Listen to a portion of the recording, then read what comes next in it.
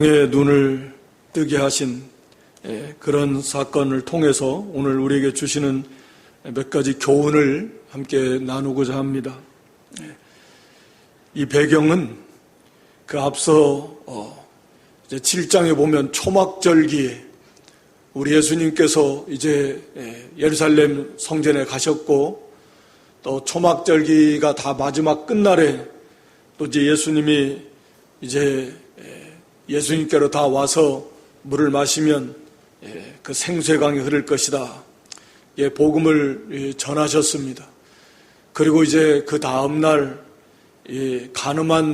간음 중에 잡힌 여자 사건이 이제 일어나고, 이제 그 후에 이어서 예수님께서 성전에서 이 바리새인들과 또 이렇게 변론하면서 특히 복음을 전하셨고, 예수님께서 아브라함이 있기 전부터 계셨던 그리스도다, 이렇게 이제 증거하시고, 또 그들은 마귀의 자식이다 라고 하면서 이제 예수님께서 이 성전에서 말씀을 증거하시다가 쫓겨나시는 8장 마지막에 보면 돌로 쳐서 예수님을 죽이려고 하니까 예수님께서 이 성전을 떠나서 숨어 떠나신 그런 사건 후에 바로 있었던 그런 일입니다. 그러니까 초막절기가 막 지나고 성전에서 그렇게 이 바리새인들에 의해서 쫓겨나신 다음에 길을 가시다가 이제 이 날 때부터 소경된 사람을 만난 것입니다. 그러니까 당시 예루살렘의 분위기는 초막절기를 지키기 위해서 많은 사람들이 왔었고, 그 가운데서 가장 단연 최고의 관심사는 예수님이 과연 그리스도신가? 라고 하는 겁니다. 예수님이 바로 그 선지자 그리스도신가? 그래서 우리가 이제 본문에도 읽지 않았지만 그 부모가 누구든지 예수를 그리스도로 신뢰하는 사람은 출교시키겠다. 즉, 이제 예수님에 대해서 핍박이 본격적으로 가해지고 그 예수를 그리스도로 시인하는 자는 출교시키겠다라고 하는 그런 아주 악한 법을 선포한 그런 험악한 분위기, 그러면서도 사람들이 예수가 과연 그리스도신가 하는 그런 수군거리는 그런 이제 분위기 속에서 오늘 사건이 일어난 것입니다. 그래서 1절에 보면 길 가실 때 날 때부터 소경된 사람을 보신지라. 마치 이렇게 우연인 것처럼 보이지만 우리가 아는 대로 우리가 믿는 성도에게 또 이 땅에서 우연이라는 건 없습니다. 모든 것이 하나님의 그 섭리와 예정 가운데서 이루어지는 것이고, 우리 예수님은 말할 것도 없습니다.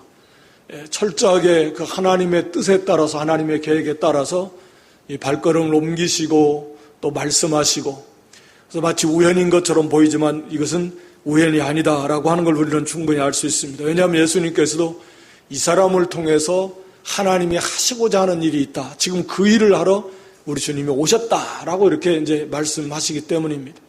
하여튼 먼저 보면 여기 이 사람이 날 때부터 소경되었다라고 이렇게 말씀하고 있습니다. 그러니까 태어날 때부터 소경이 됐으니까 참 이건 빛의 세계를 전혀 모르는 사람입니다. 본다는 것이 무엇인지, 색깔이 무엇인지, 경치가 이게 이런 개념 자체가 없는 거죠. 잠시라도 좀 봤다가 어떤 질병으로 인해서 못 보는 경우도 오늘날 많은데, 그런 경우는 물론 상대적으로 더 많이 답답하긴 하겠지만 어느 정도 그래도 유추할 수 있는데, 아니 태어나면서부터 앞을 못 보니까 도대체 이게 본다는 개념이 뭔지를 모르는 거예요. 밝은 것이 뭔지, 빛이 무엇인지, 아름답다라는 것이 무엇인지, 심지어는 자기를 낳아준 부모님이 어떻게 생겼는지, 더 나아가서 자기 자신이 또 어떻게 생겼는지, 볼 수 있는 거 없습니다. 알지를 못하는 거고 보지를 못하는 것입니다. 그 빛의 세계가 얼마나 아름다운지, 하나님이 창조하신 그 창조의 세계가, 우리가 하늘과 땅과 바다와 이런 자연을 볼 때도 계절마다 참 아름답다. 아름다운 것이, 본다는 것이 얼마나 좋은 일인지, 얼마나 편리하고 유익한 것인지 아무것도 모르는 정말 가련하고 불쌍한 사람이라고 하는 것이죠. 그런데 이제 더 비참한 것은 이 문제를 사람이 해결할 수 없다. 오늘날도 마찬가지지만 해결할 수 없습니다. 고쳐줄 수도 없습니다. 그래서 그저 구걸하고 사는, 거기 8절에 보면 저가 거린이었던 것을 보았던 사람들, 그러니까 전에 다 구걸하면서 살았어요. 그저 자포자기 하면서 이렇게 하루하루 먹고 살아가는 거에 급급해서 이제 구걸하는 그런 아무 소망 없는 불쌍한 인생이었다라고 하는 거죠. 그런데 오늘 본문 마지막 절에 가서 보면 39절에 우리 예수님께서 보지 못하는 자들은 보게 하고 또 보는 자들은 소경되게 하려 합니다. 그러니까 결국 이 말씀은 무슨 말이냐면 모든 인생은 다 영적인 소경이다. 오늘 날 때부터 소경된 사람, 육신의 눈이 멀었지만 사실 이걸 통해서 우리에게 주시는 교훈이 우리 주님께서 말씀하신 대로 사실은 모두가 다 영적인 소경이다. 육신의 눈이 먼 자들은 겸손한 가운데서 메시아를 사모하고 그 메시아를 영접함으로 영의 눈이 뜨지만 여전히 자기들은 육신의 눈이 떠서 본다라고 하는 자들은 여전히 영적 소경의 자리에 머무르게 될 것이다. 우리 주님이 39절 41절에 말씀하시는 걸 통해서도 우리에게 보여주는 것. 그래서 우리도 이 날 때부터 소경된 사람처럼 우리도 날 때부터 영적 소경이에요. 그러니까 참 우리의 모습들을 그렇게 쉽게 가르쳐 주는 거예요. 그러니까 보질 못해요. 영적인 세계, 빛의 세계가, 생명의 세계가 어떤 세계인지 알지를 못하고 그 세계가 얼마나 좋은지, 아름다운지, 복된지 알 수가 없어요. 육신의 부모는 알지 몰라도 우리를 원래 사람을 만드신 근본적인 하늘의 아버지, 우리 창조주신데 절대적인 부권을 가지신 그런 창조주를 몰라요. 어떤 분인지 알지도 못하고 볼 수도 물론 없지만 알지 못하는 그런 불쌍한 인생이 그게 모든 영적인 소경된 자들이다. 날 때부터 소경된 사람이 인간적으로 육신적으로만 생각할 때도 정말 불쌍하잖아요. 비참하잖아요. 그런데 사실은 우리가 날 때부터 태어날 때부터 영적인 소경으로 태어난 이 모든 죄인된 인생들의 삶은 이것과 전혀 다를 바 없는 오히려 더 비참한 하나님도 모르고 예수님도 모르고 구원의 세계도 모르고 이 생명의 세계도 모르고 빛의 세계도 모르고 그게 얼마나 좋고 아름다운지 행복한지 그저 이렇게 모르고 그저 먹고 사는 것에 급급해가지고 비참하게 살아가는 인생의 모습을 오늘에게 날 때부터 소경되었던 사람의 모습을 통해서 우리에게 보여주고 있는 것입니다. 그런데 이제 여기에 우리 주님이 사실은 가까이 오셨고 사실은 찾아오신 것이죠.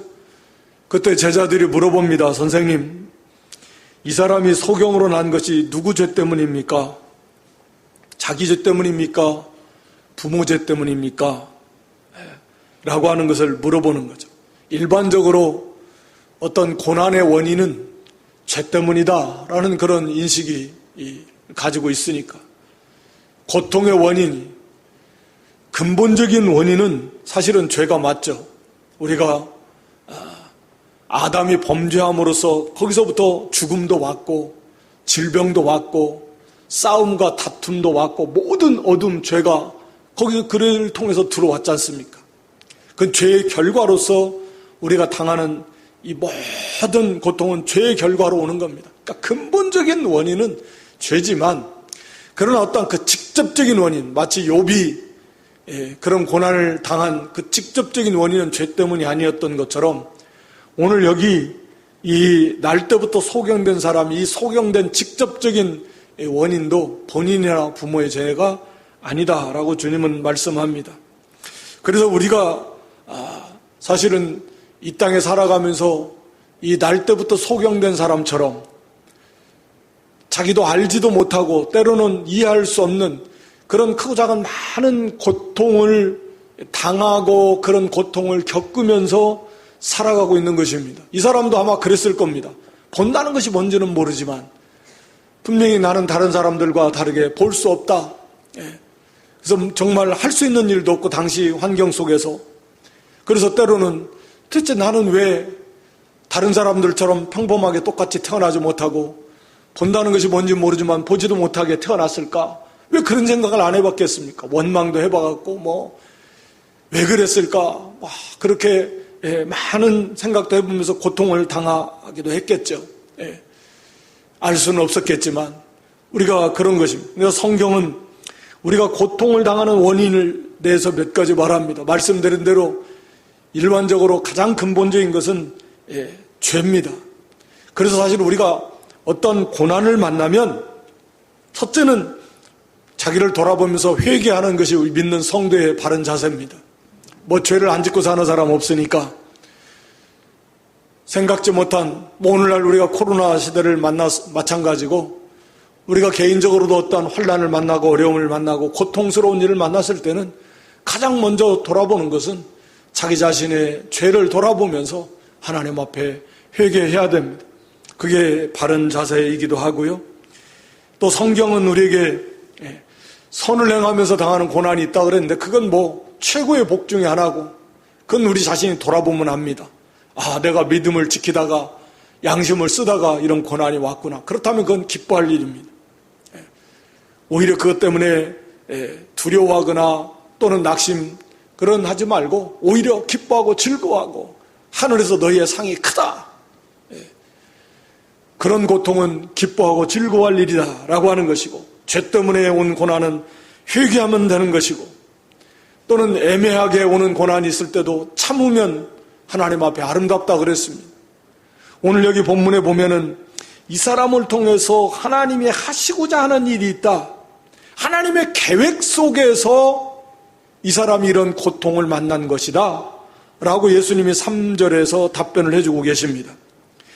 그에게서 하나님이 하시는 일을 나타내고자 하십니다. 때로는 우리가 고난을 만난 이유 중에 하나가 바로 그 고난을 통해서 그 사람을 통해서 하나님이 하시고자 하는 하나님의 일이 있을 수 있다 라고 하는 것이죠. 오늘 이 사람처럼. 그랬을 때는 그런 하나님의 이 하시고자 하는 일이 무엇인지 기대하면서 거기에서 인내하면서까지 믿음을 지켜나가는 거예요. 거기에 그냥 고통스럽고 하나님 도대체 왜 나에게 이런 고통을 주셨습니까?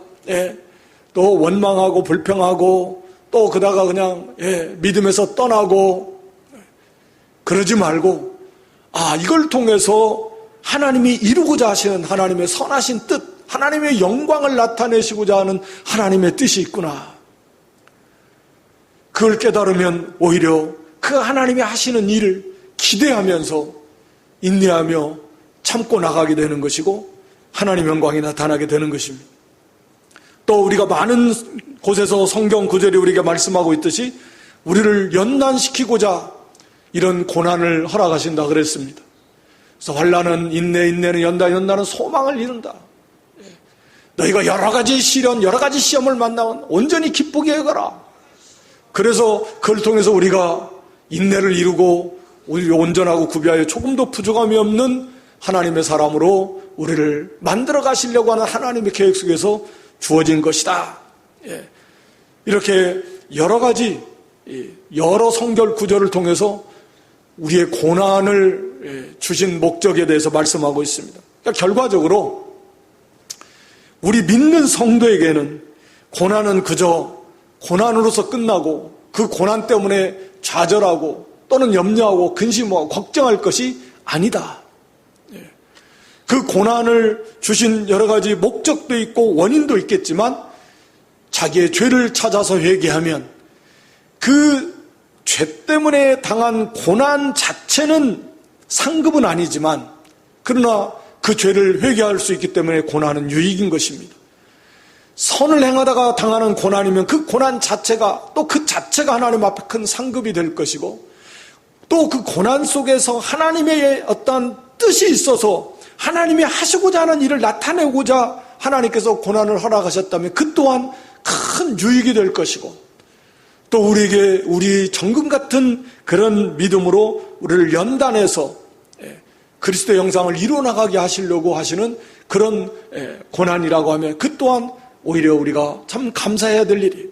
그래서 우리 성도에게는 지금 코로나 시대의 어려움을 지나고 있지만 어떠한 고난이든지, 우리가 육신의 질병의 고난이든지 경제적 고난이든지 어떤 고통의 그런 환경을 만났다고 하더라도 우리가 좌절하고 낙심 원망 불평하지 아니하고 오히려 그를 찾아서 자기를 돌아보고 또 하나님의 뜻을 찾고 오히려 기대하고 무엇보다 인내하면서 감당할 만큼만 주시는 것이고, 합력해서 선을 이루신다 그랬고, 그 하나님을 믿고 우리가 끝까지 인내하면서 그 시험을 이겨나가는 그런 믿음이 우리에게도 필요하다. 그런 복된 성도들, 또 근본의 이런 지속되는 어려움 속에서도 이런 믿음으로 끝까지 인내하면서 잘 만들어지고 또 죄에서 돌이키고 또 하나님을 더욱 의지하고 바라보는 그런 복된 연단의 기간이 될 수 있기를 주님의 이름으로 축원합니다. 오늘 여기 4절에 가서 보면 우리 예수님께서 때가 아직 낮음에 나를 보내신 이의 일을 우리가 하야하리라. 밤이 오리니 그때는 아무도 일할 수 없느니라. 우리가 하나님께서 때가 아직 낮음에 나를 보내신 이의 일을 우리가 하여야 한다. 하나님이 은혜를 주실 때, 때가 아직 낮을 때 우리가 하나님 우리에게 맡겨진 사명, 충성을 다해야 된다라고 하는 걸 주님께서 말씀하고 계십니다. 문자적인 의미는 때가 아직 낮이다라는 말은 우리 예수님이 아직 십자가를 지시기 전이다. 이 땅에 계실 때를 말합니다. 이제 예수님이 십자가 지심, 이제 밤이 오면 예수님께서 이 사역을 하실 수 없다는. 그러니까 예수님께 적용하면 아직 예수님께서 이 땅에 계실 때, 일할 수 있을 때, 우리 개인에게 적용하다 똑같습니다. 아직 우리가 이렇게 이 땅에서 살아있고 또는 하나님께서 일할 수 있는 환경이나 건강이나 모든 여건을 우리에게 주신 때, 이때는 낮입니다. 그런데 오늘 여기 본문에 아직이라는 말을 통해서 얼마 안 남았다. 이제 곧 밤이 온다. 여기 밤이 온다 그랬으니까 곧 밤이 오는데 아직 낮이다. 그러니까 시간이 정말 얼마 없다. 이제 그런 말씀이지 않습니까? 그러니까 우리도 언제나 이런 사실이고요. 아직은 낮입니다. 밤이 언제 올지 몰라요. 개인적으로도 밤이 언제 올지 모릅니다. 마지막에 가면 이제는 기도도 못하면 그때는 밤이 왔다고 볼 수 있습니다. 기도하는 일, 침상에 누워서 기도하실 수 있어요. 지금 이 순간에도 몸이 연약해서 혹시 누워 계시는 분들도 계시지만 몸이 실제로 가서 나가서 복음 전하고 그러진 못해도 기도할 수 있잖아요. 기도가 얼마나 큰 사역이. 그러나 이제 정말 기도도 못할 정도면 그때는 이제 밤이 오는 겁니다. 정신이 혼미해가지고 의식도 없고 그때가 되면 이제 천국 갈 때가 다 된 건데, 그때가 이제 되면 기도도 못하면 그때는 이제 밤이 오는 겁니다. 하나님이 우리에게 아직은 낮이다. 낮일 때는 일해야 된다. 누구의 일을 하냐? 예수님이 나를 보내신 분, 하나님이 일을 우리가 해야 된다. 우리가. 이건 의무잖아요. 반드시 해야만 된다는. 아직 낮이잖아요. 아직 하나님이 이 땅에서 우리의 육신의 생명을 연장시켜 주셨잖아요. 비록 여건은 많이 어두워졌습니다. 어떤 의미에서는 마지막 때 교회가 모이고 싶어도 모일 수 없는 때가 온다 그랬는데, 아직 그런 때는 아니지만 이런 코로나 사태를 통해서 그런 어떤 그 그림자적인 하나의 예방주사처럼, 백신처럼 우리 한국 교회나 모든 세계 교회, 특히 우리 한국 교회도 하나님이 주시는 그런 기간인 것 같기도 합니다. 이렇게 모이고 싶어도 여러 가지 여건으로 코로나 때문에 모일 수 없는 게, 그런 의미에서도, 어떤 의미에서도, 그런 모형적인 의미에서도 밤인데, 그러니까 언제까지나 모이는 자유롭게 모일 줄 알았는데 이제는 모이고 싶어도 모일 수 없는 그런 상황이 올 수도 있구나.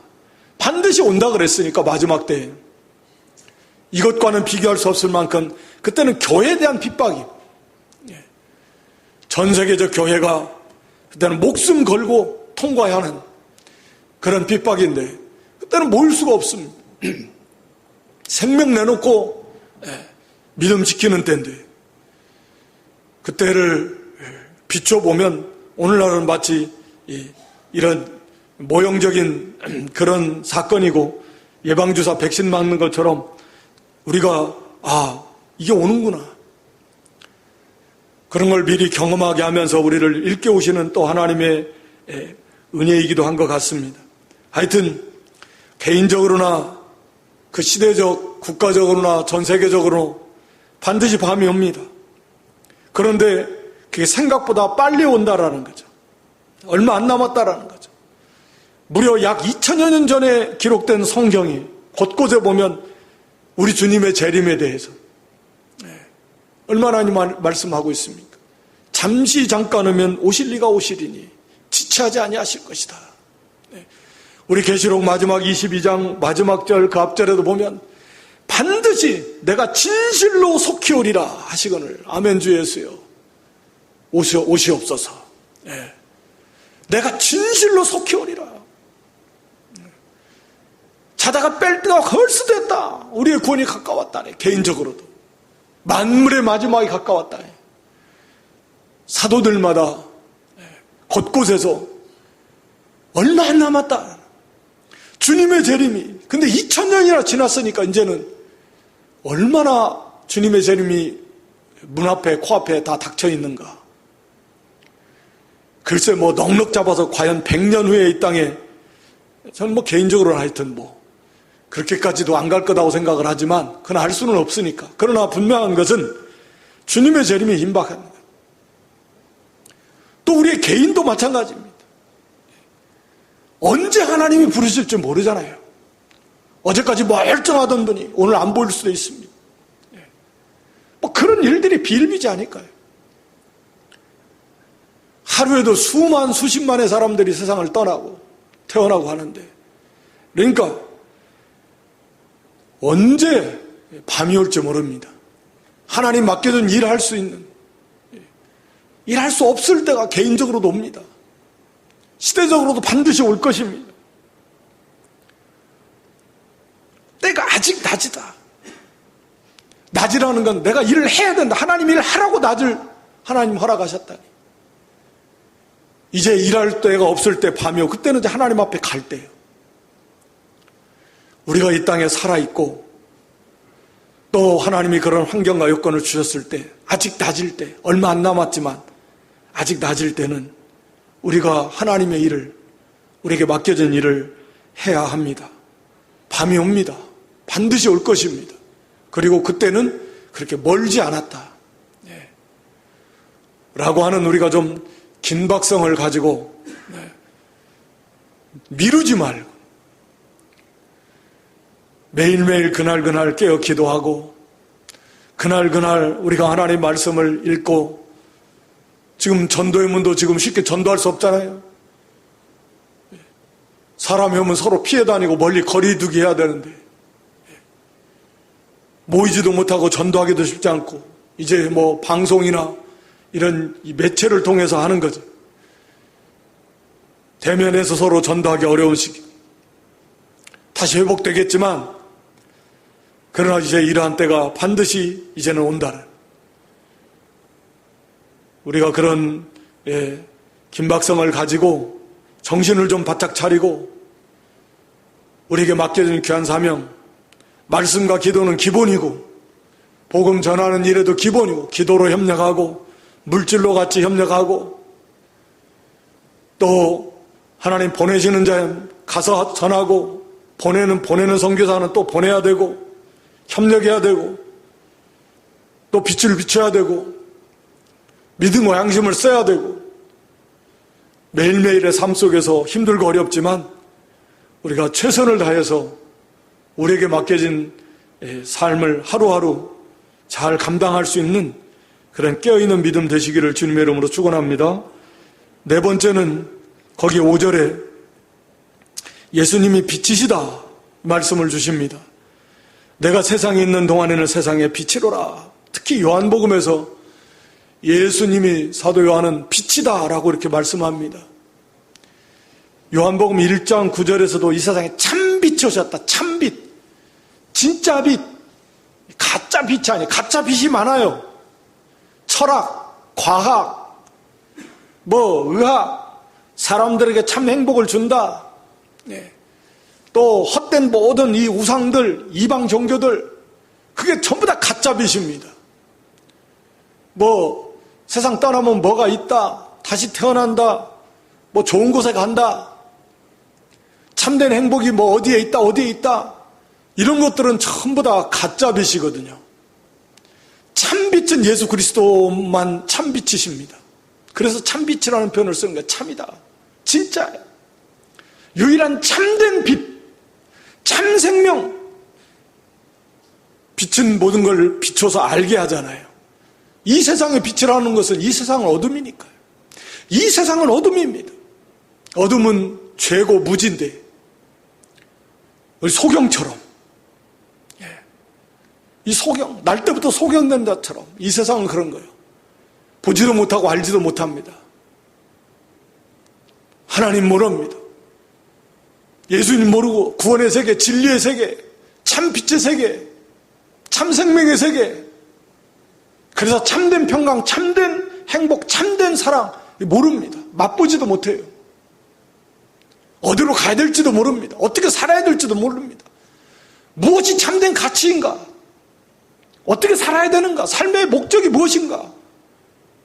우리 인간이 어디서부터 왔는가? 이것도 다 모르는 거죠. 그러니까 알파에서 제까지 아무것도 모르는 겁니다. 처음부터까지 모르는 거죠. 이 세상은 어둠입니다. 죄악 가운데 있고 무지한 가운데 있고 볼 줄 모르는 거예요. 그 가운데 참빛 되신 예수님만이 참빛이죠. 그래서 참빛을 주시고 참 생명을 주시고 참으로 보게 하시고 참으로 알게 하시는 분이시다. 바로 예수님이 그런 분이십니다. 그래서 이 소경의 눈을 뜨게 하신 것처럼, 그래서 이제는 예수님이 통해서 우리가 하나님을 알아요. 다 알잖아요. 이 세상이 어떻게 해서 생겨났는가? 공부를 아무리 몇십 년, 몇백 년 연구해봐야 헛소리만 하는 겁니다. 그러나 눈을 뜨면 알게 됩니다. 초등학생도 알아요. 하나님이 창조하신 겁니다. 우리 인생이 어떻게 해서 생겨났는가? 하나님 만드신 겁니다. 우리 인생의 목적이 뭔가 알아요. 하나님 영광을 위해서 지음받았고 구원받았습니다. 우리가 사는 목적, 하나님의 영광, 우리가 가는 곳이 어딘가? 하나님의 나라를 향해 갑니다. 참된 행복, 참된 가치가 어디에 있는가? 하나님의 영광을 위한 가운데 있습니다. 다 알게 됩니다. 하나님도 알게 되고 우리 자신도 알게 돼요. 과거에 눈 떴던 사람이 과거에 자기가 얼마나 비참했었는가 떠보니까 더 아는 거예요. 야, 앞도 못 보고 아무것도 얼마나 참 비참해. 그렇게 우리 전에는 다 그것이 당연한 줄 알고 그런 줄 알았었는데 떠서 보니까 정말 비참하고, 과거에 우리 예수님 모르고 하나님 모르고 살았던 때 비참한 거예요. 가련한 거예요. 소망 없는 거예요.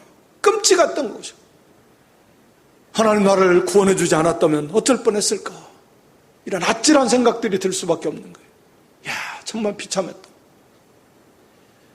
자신을 알아게 돼. 얼마나 가련한 인생, 소망 없는 인생, 불쌍한 인생이었는지 하나님을 알게 되고 우리 자신의 과거를 알게 되고 이제 우리가 어떤 존재인가를 알게 다 알아요. 구원의 세계도 물론 우리가 다 아는 건 아니지만 보게 되고 알게 되고 이 세상은 어떤 세상인가? 죄악이 관영한 세상이고 망할 세상이고 하나님의 진노 아래에 놓여 있는 세상이고 공중의 권세 잡은 믿지 않는 자들의 배후에서 역사하는 이 세상 신인 사단의 지배 아래에 있는 그 영향을 받으면서 살아가고 있는 영적인 소경들이 가득한 이 세상이다. 다 알게 됩니다. 알게 된 다음엔 당연히 이제는 거기에 합당한 삶을 눈을 떴으니까 바르게 보고 바른 길을 가는 겁니다. 눈을 감았을 때처럼 앞을 못 볼 때처럼 살 수 없잖아요. 더러운 건 피하고 길이 아닌 것은 가지 말고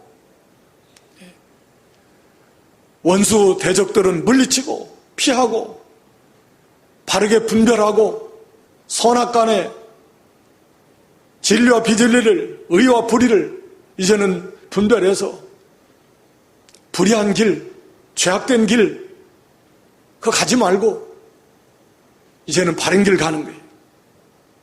의의 길을 가는 것입니다. 헛된 거 바라보지 말고 이제는 주님 바라보고 바른 가치관을 가지고서 눈을 뜬 자답게 모든 걸 바르게 분별하고 바른 길을 가는 게 그게 우리가 이제 영적 소경이었던 우리가 눈을 뜬 우리의 모습이 그렇게 돼야 될 것입니다. 왜? 예수님 빛이시고 빛 대신 예수님 우리가 영접해서 영의 눈이 떠졌어요. 그래서 이제는 우리가 모든 걸 바르게 보고 알게 돼요. 그럼 우리의 삶의 모습도 그렇게 변해야 된다라고.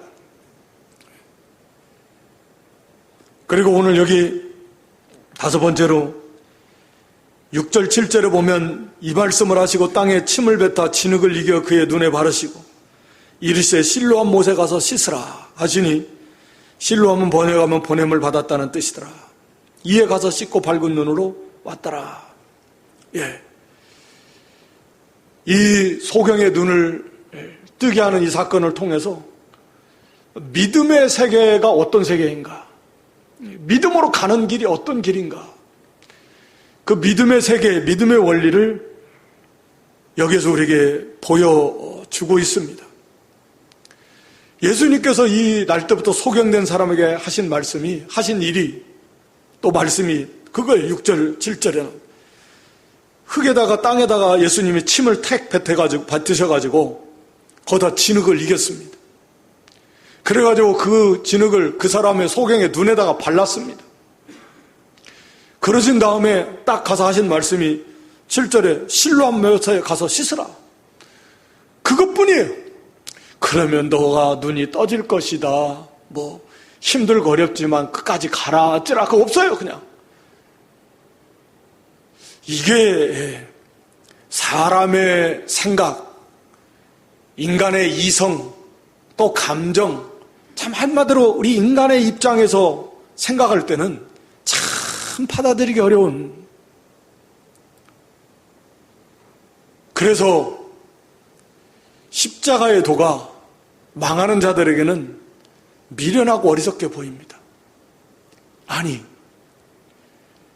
눈에다 지륵을 발라가지고 실로암 못에 가서 씻으면 그게 눈이 떠지겠습니까? 인간의 생각인가요? 자기도 구원 못하고 십자가에서 죽은 사람을 믿어?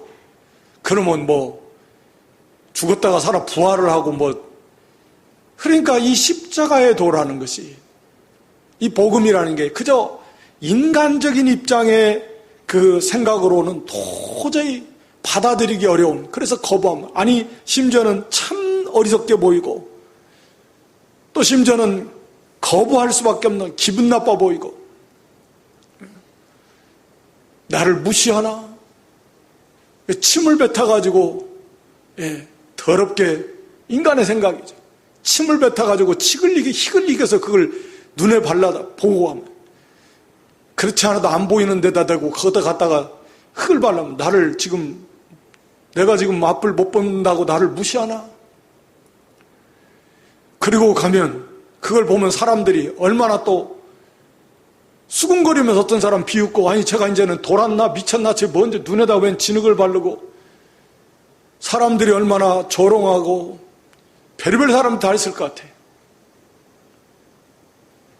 그걸 그 어려운 환경을 뚫고 실로암까지 간다면, 가는 길을 앞도 못 보는데 가다가 아침에 아마 이 구걸하는 장소까지 누가 데려다 줄 수는 있고, 저녁 때 되면 데려가긴 하겠지만 하루 종일 붙어 있겠어요?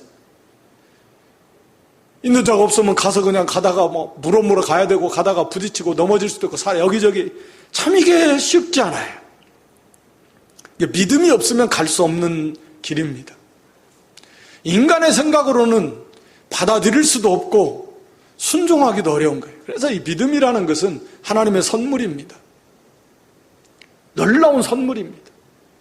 도저히 인간의 생각으로는 그게 믿어지지도 않고, 믿을 수도 없고, 또 믿고 싶지도 않고, 그렇게 되는 것이죠. 그런데 이 사람에게 그 믿어지는 믿음이 들어간 거예요. 그래서 그 모든 어려움을 다 물리치고 벌떡 일어나서 가라 씻으라 하니까 그냥 이에 가서 따지고 묻고 하지도 않습니다. 그냥 가는 거예요. 순종하고 가는 거예요. 말씀드린 대로 인간의 생각으로는 도저히 안 맞지만 또 가면서 마귀가 여러 생각도 집어넣어줘요. 야, 이게 가는 게 가다가 생각이 아마 수십 번 들었다 나갔다 할 것 같아. 너 간다고 이게 눈 떠질 것 같아. 네 생각에는. 마귀가 왜 그런 생각 안 넣어주겠어요? 야, 이게 뭐냐, 창피하게 지금 너 웃음거리 만드는 거야. 사람들 봐라, 지금 수덕거리고 비웃고 가다가 확 넘어지니까 그냥 아프고 그러니까 그냥 화가 확 올라왔고, 내가 이거 가야 돼, 이 길을 가야 돼, 말아야 돼. 그러나 믿음이 있는 사람은 다른 거 다 이기고 가는 겁니다. 우리가 아는 대로 이 실로암은 거기 7절에 보냄을 받았다는 뜻이다. 거기 8장 42절에 보면 아버지께서 나를 보내신 것이니라. 나를 스스로 온 것이 아니다. 예수님 자신을 보냄을 받으신 분이 예수님이. 즉 실로암은 예수님을 상징하는 거잖아요. 그러니까 실로에만 가서 씻으라는 것은 예수님께로 가서 깨끗함을 입고 영의 눈을 뜨라 그 말이잖아요. 그러니까 여기에서 말씀드린 대로 이 눈을 날 때부터 소경된 사람, 진흙을 침을 뱉어서 발라신 것은 아마도 이렇게 예수님의 창조주 되심, 진흙으로 우리 사람 만드신 분이시잖아요. 우리를 다 만드신 그 창조주의 모습을 나타내신 면도 있다고 보여지는데, 그 사랑과 긍휼, 친히 예수님의 그 진의 그 사랑, 인간의 생각으로는 더럽다 생각할지 몰라도 예수님의 사랑이, 또 그 창조주 되신 예수님의 모습을 보여주신 그 사람에게 그 믿음이 들어가서 믿음이 없이는 갈 수 없는 길입니다. 인간의 생각으로는 받아들일 수 없고 갈 수 없는 길이에요. 그러나 끝까지 그 믿음을 가지고 가서 씻으니까 그냥 눈이 떠지는 거예요. 보여지는 것이에요. 이게 믿음의 세계입니다. 물로 포도주를 만든 것도, 나만이 요단강에서 7번 씻은 것도 인간의 생각으로는 다 과연 그게 가능할까? 절대 그렇게 생각이 안 들지만 하나님의 말씀이니까 끝까지 믿고 가면, 중간에서 포기하면 하나님의 은혜를 체험할 수 없죠. 그러나 하나님의 말씀을 믿고 끝까지 순종하면 변화가 나타납니다. 눈이 떠지고 문둥병이 고쳐지고 물이 변화해 포도주가 되는 것이고, 우리 신앙생활이 그런 거예요. 인간의 생각 가지고는 못 가는 길입니다. 그런 생각들이 수시로 고개를 듭니다. 마귀가 속삭입니다. 주변에 믿음 없는 사람들이 유혹합니다. 그러나 그런 걸 다 떨쳐버리고 오직 믿음으로 어려운 난관이 있습니다. 가는 길이 쉽지 않지만 그러나 끝까지 믿음으로 나아가면 마침내 역사가 일어납니다. 하나님의 은혜를 체험하게 됩니다. 영의 눈이 그만큼 떠지고 밝아지고 하나님을 더 깊이 알게 되고 예수 그리스도를 더 가까워지고, 이게 바로 믿음의 세계입니다. 우리도 하나님의 선물로 주신 그런 믿음으로 예수를 믿습니다. 인간의 생각으로는 도저히 불가능하지만 이 믿음이야말로 위대한 하나님의 역사라 그랬습니다. 가장 크신 강력한 은혜의 능력의 역사의 결과가 바로 믿음입니다. 믿어지는 거예요. 그렇게 믿은 우리가 이제는 믿음의 길을, 주님의 길을 따르는 길이에요. 어떤 난관이 있어도, 어떤 조롱, 위험, 또 인간의 생각으로 도저히 안 될 것 같아도, 그러나 끝까지 말씀을 믿고 가면 반드시 그 말씀대로 하나님의 역사가 나타난다 라고 하는 것입니다. 그리고 여기 눈뜬 사람의 변화된 모습, 우리가 읽지는 않았지만 거기 이제 13절부터 쭉 나옵니다. 이 사람 바리새인들이 그걸 예수님이 고쳐준 걸 믿지 않고 믿기 싫었겠죠. 이 사람을 데려다가 회유하고 협박하면서 예수님이 이렇게 뜨게 하신 것이 아니다 라고 이렇게 유도했지만, 그러나 이 사람은 담대하게 예수님께서 내 눈을 뜨게 했다, 예수를 그리스도로 증거합니다.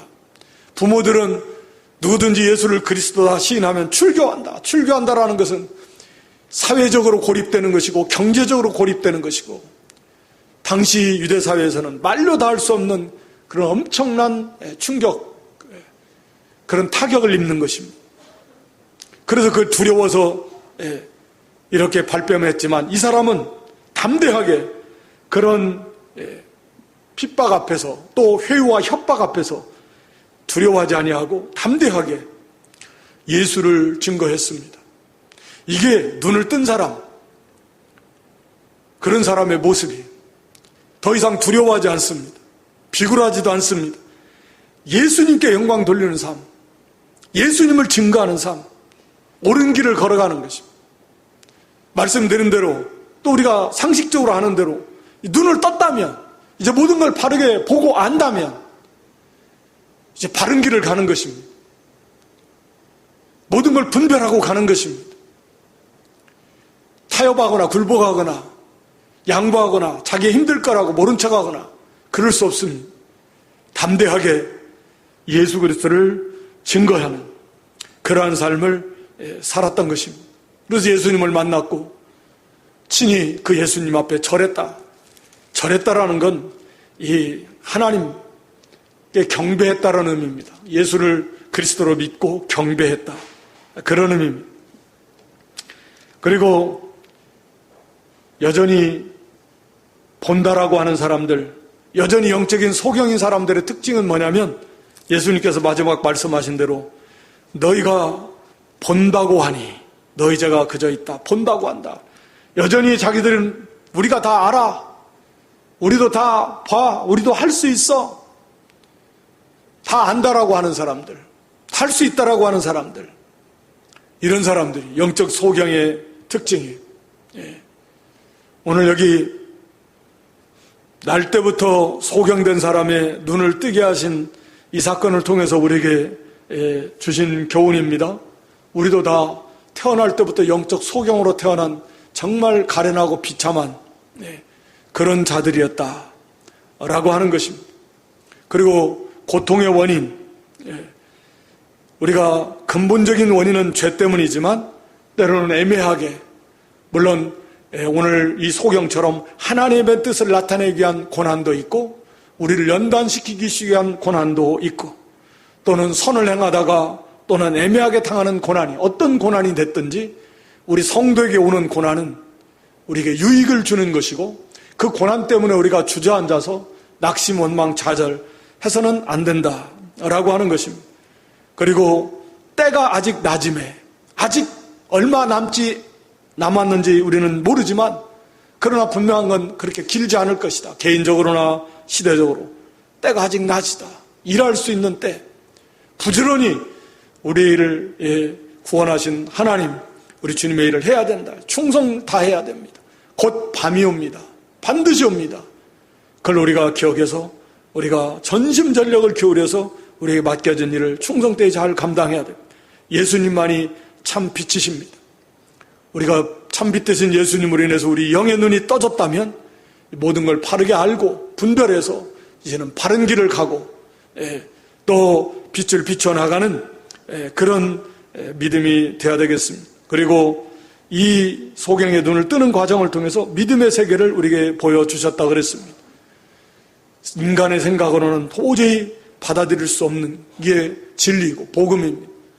그래서 하나님의 믿음은 선물이고 그리고 여러 가지 어려움이 있고 난관이 있을지라도 끝까지 그걸 물리치고 믿음으로 나아갈 때 반드시 하나님의 그 약속하신 역사가 나타나게 된다라고 하는 것입니다.